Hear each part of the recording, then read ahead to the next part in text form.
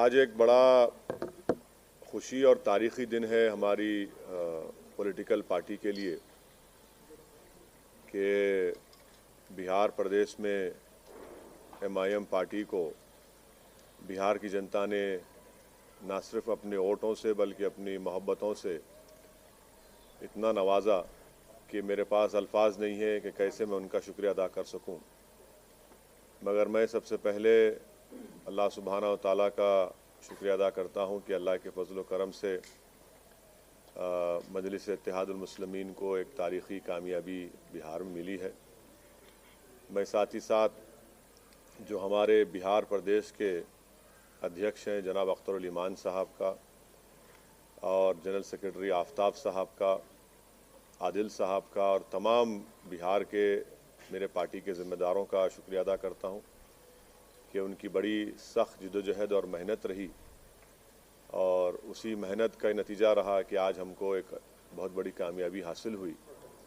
साथ ही साथ में हमारे जो MIM पार्टी के ऑब्ज़र्वर जनाब माजिद साहब जो हैदराबाद के साबिक़ा मेयर रहे हैं, जो पिछले 5 साल से रेगुलर बिहार को जा रहे हैं और अख्तरुल ईमान साहब के साथ उन्होंने पार्टी को मजबूत किया है। मैं उनका और जो हैदराबाद से, महाराष्ट्र से इम्तियाज़ जलील साहब आए, डॉक्टर गफ़्फ़ार क़ादरी, सैयद मोइन, फ़िरोज़ लाला और उत्तर प्रदेश से हमारे शौकत साहब, ये तमाम लोग वहाँ पर आकर कई दिन 20 दिन कैंप किए, मेहनत किए, इनका भी मैं शुक्रगुज़ार हूँ। मैं इस मौके पर जनाब कुशवाहा साहब का, बहन मायावती का, देवेंद्र यादव साहब का, राजभर साहब का भी शुक्रिया अदा करता हूँ कि हम लोग उनके साथ ग्रैंड डेमोक्रेटिक सेकुलर फ्रंट बनाए, हमने साथ इलेक्शन लड़ा।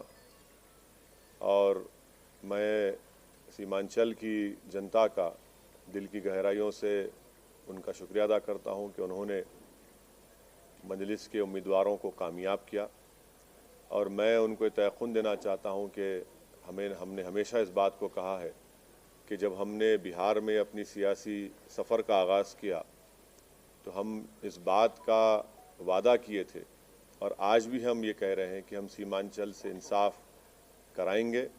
सीमांचल की सरज़मीन पर बसने वालों से पिछले 60 साल से इंसाफ नहीं हुआ। वो ना सिर्फ बिहार बल्कि पूरे भारत का सबसे पिछड़ा इलाक़ा है। इसीलिए सीमांचल से इंसाफ की लड़ाई ये जारी रहेगी और जो हमको सीमांचल की जनता ने हमारे उम्मीदवारों को वहाँ पर विधायक बनाया है, इंशाअल्लाह ताला हम उनके भरोसे पर पूरा उतरने की कोशिश करेंगे। जो वहाँ के मसाइल हैं, जो वहाँ का बैकवर्डनेस है, जो वहाँ पर बाढ़ आने के बाद जो ज़मीन कटती है, वहाँ पर स्कूल, डिग्री कॉलेजेस नहीं है, अस्पताल नहीं है, ये सब चीज़ें हैं जिस पर हमको हमारे पूरे विधायक मिलकर इस पर पूरी कोशिश करेंगे और जो भरोसा और एतमाद हम पर किया गया है, हम इंशाअल्लाह ताला उसकी पूरी मेहनत करेंगे और जो हमने आवाम से वादे किए थे उसको पूरा करने की हम पूरी कोशिश करेंगे। मैं फिर से बिहार प्रदेश की जनता का शुक्रिया अदा करता हूं। आपने हमको अपनी मोहब्बतों से, अपने आशीर्वाद से, अपने वोटों से नवाजा है।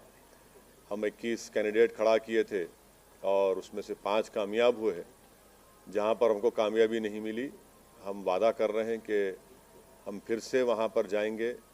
क्यों हमको नाकामी हुई, उसकी क्या वजूहात हैं, उसको हम अपनी कमज़ोरियों को दूर करेंगे और बिहार में हम एक इससे ज़्यादा हम एक बड़ी पॉलिटिकल फोर्स बनने की पूरी कोशिश करेंगे।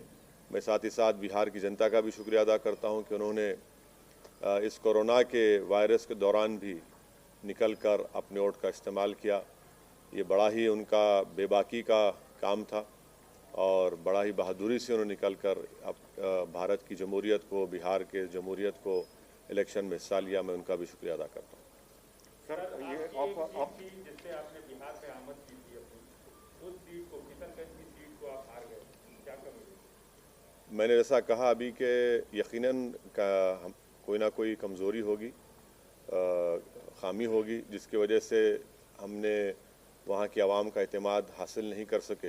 इस पर हम बैठकर बात करेंगे जनाब क़मरुल्लाह साहब से और उन कमज़ोरियों को दूर करेंगे और इंशाअल्लाह ताला हम दोबारा उस सीट को उस पर कामयाबी हासिल करेंगे। सर, आप तकरीबन 15 दिन वहाँ पे कैंपेनिंग किए और 50 से भी ज़्यादा सभाएं किए, तो कैंपेनिंग के दौरान आपने क्या देखा और ये जो नतीजे आए हैं उसको कैसा आंकते हैं सर? मैं वहाँ पर 65 सभाएं मैंने की जनाब कुशवाहा साहब के पार्टी के कैंडिडेट्स के लिए, बहुजन समाज पार्टी के कैंडिडेट्स के लिए, और फिर उसके बाद हम अपने पार्टी के कैंडिडेट्स के लिए कैंपेनिंग में हिस्सा लिए।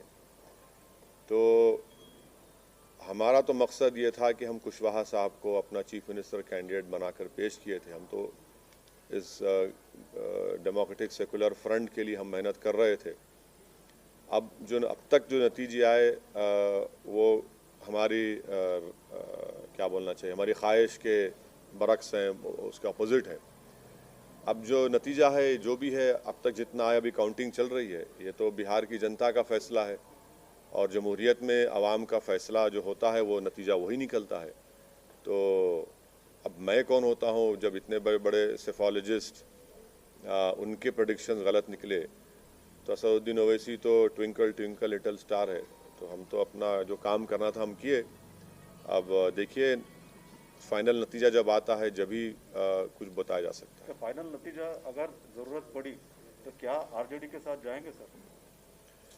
देखिए प्रसाद साहब, हमारी लड़ाई जो है सीमांचल के इंसाफ की लड़ाई रही है, और मैंने अभी शुरुआत में ये कहा कि सीमांचल ना सिर्फ बिहार बल्कि भारत का सबसे बैकवर्ड एरिया है, और जितनी पार्टीज़ को उनको सत्ता मिली, इख्तदार मिला, उन्होंने सीमांचल से इंसाफ नहीं किया।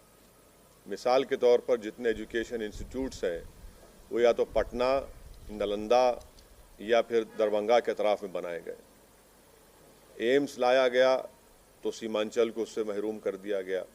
एक गवर्नमेंट का अस्पताल सीमांचल में नहीं है। हर साल बाढ़ की वजह से हज़ारों एकड़ ज़मीन कट जाती है, फसल बर्बाद हो जाती है, और फसल का उनको मुआवजा जो 3 डिसमिल ज़मीन मिलना या उसका मुआवजा मिलना वो नहीं मिलता।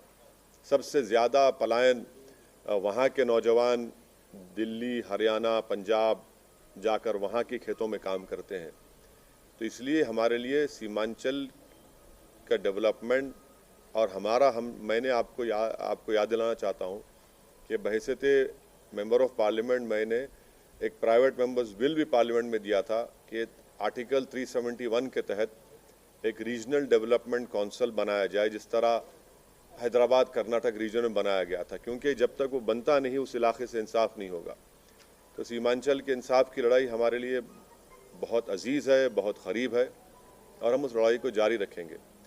आपके सवाल का जवाब उसी वक्त दिया जा सकता है जब पूरे रिजल्ट सामने आ जाएंगे, किस पार्टी के पास कितने एमएलएस जीते, उसके बाद हम फैसला लेने के मौक़िफ़ में रहेंगे। मगर मैं आपको इतना बताऊंगा कि हमारे जो 5 एमएलएस हैं और हमारे जो बिहार प्रदेश के अध्यक्ष हैं जनाब अख्तर उल इमान साहब, मैं उनसे भी बात करूंगा, उनसे भी हम लोग बात करके उनसे पूछेंगे, उनका मशवरा लेंगे, और उसके बाद जब सामने पूरे नतीजे आएंगे वो देखकर फिर कुछ फैसला लिया जाएगा। अभी अभी अभी अभी अभी इस पर मैं कैसे बताऊंगा? अब देखिए इफ्स एंड बट्स में मत बात करिए, जब पूरा नतीजा सामने आ जाएगा।